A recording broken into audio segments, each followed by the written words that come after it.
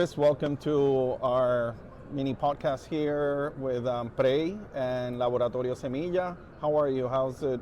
Excellent. I'm just honored to be here. Great. I met you briefly yesterday when you were walking about La Escuela Vilamayo in Rio Piedras. And then I think we walked together to Capicú, dentro the gallery in the plaza. And you know, that's a little bit of the environment that our students, live in, right? We actually have students that are from Puerto Rico, but also from Dominican Republic, second and third generation, who are we try to enhance the Caribbean identity. How did you sense that coming from, where is it California? Arizona. How did you sense that environment, and how does it connect to maybe issues of identity where you come from? Well, it was interesting because I've had that conversation multiple times. First, I want to start by saying how much I respect the education system here in Puerto Rico. I've been here before presenting, and I travel all over the United States and the world presenting on education reform, integration of technology, workforce development. And multiple people that have worked in the large industries of Fortune 500 speak so highly of the students that come from Puerto Rico in the areas of science and math. And of course, I didn't ever have a chance to visit the school, so thank you for allowing me to go in and see the school yesterday. So a couple things struck me as odd.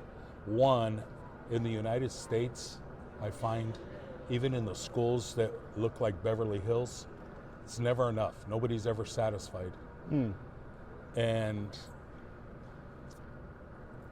just the sense of the students when I went, the smiles on their face, they're intrigued. They wanted to know as much about us as we wanted to know about them, said a lot about the environment. And then to see the passion and the excitement of what was going on there and how they were able to network with the university system. Mm-hmm. Because poverty is poverty. I don't care what part of the world I've been in, poverty is poverty. Right. But instead of focusing on being victims and weaponizing it, they've chosen to take the high road and do something positive with it. And so that was what caught me and excited me yesterday. And then the other thing that excited me, because I work so much now with the workforce, I work with industry now, the major industries, biopharma and some other areas, energy, is when they were talking about their innovation projects, they were talking about they have to get them done right now. And that was huge, because when I speak to the industry partners, when they advise me of what I need to go back and tell schools, is they don't have time to wait 2, 3, 4 years for us to develop and innovate, because technology is moving so fast. And so it was just really exciting to see yesterday that they're already starting to focus on, we have to be innovative right now. We have to be able to think outside of the box. We can't let things cause paralysis. And I think a lot of it had to do with attitude, a lot of it had to do with culture, and a lot of it had to do with the infrastructure that's starting to be formulated between the university and the school system. Yes, I think that what we're trying to identify, and maybe this is something we can work together, is what are the areas of potential work that we can move students to, and that's why we are sort of pointing towards media production to some degree, because Puerto Rico has such a big cultural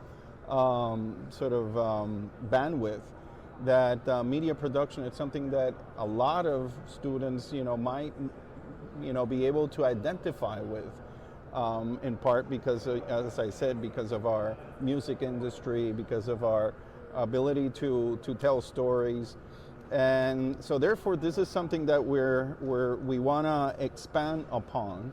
And we are also integrating it with some AI tool that I developed that is called La Cepa Studio. It's actually an app that helps them look at their project, but from a perspective too of emotional intelligence. And so we're coming up with this concept of collective intelligence. We're not doing this alone. Nobody's doing it alone. We need to do it together.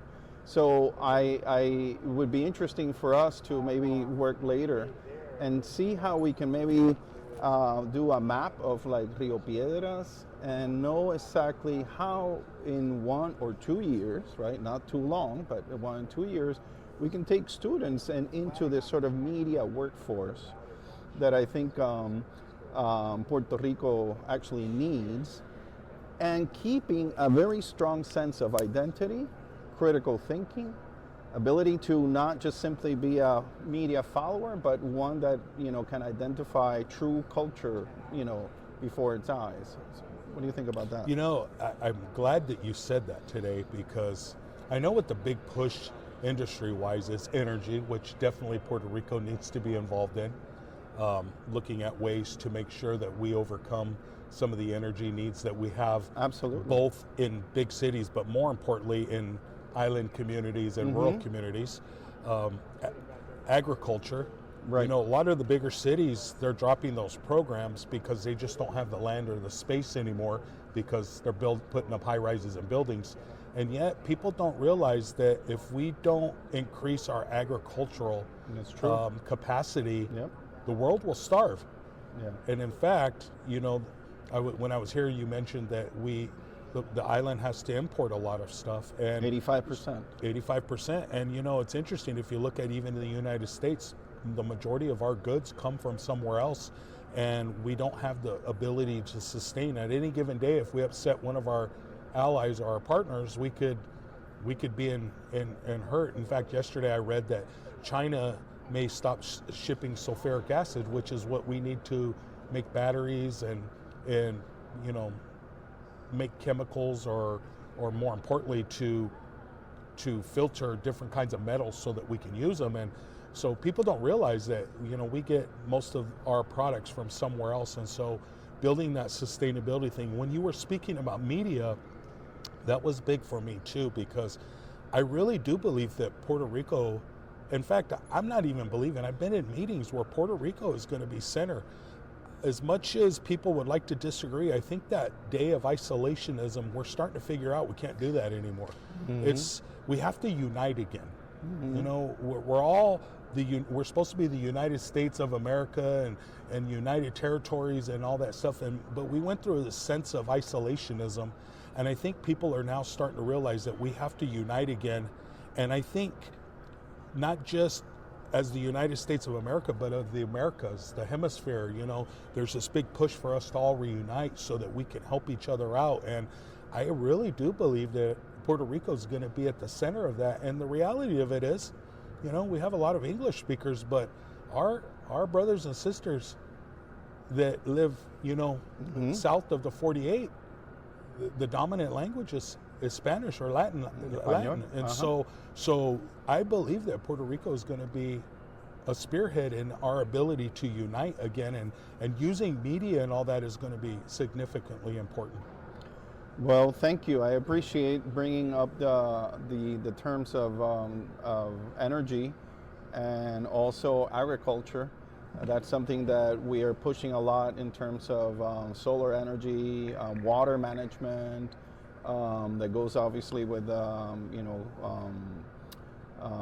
harvesting and so on and so forth. So I appreciate that. Maybe there's a point of correspondence there, and glad to have you here in the conference in Puerto Rico. You can come by and connect with Laboratorio Semilla further on. Again, the honor was all mine, and keep up the good work. Thank you. Good work. Thank you. Thank you, Chris.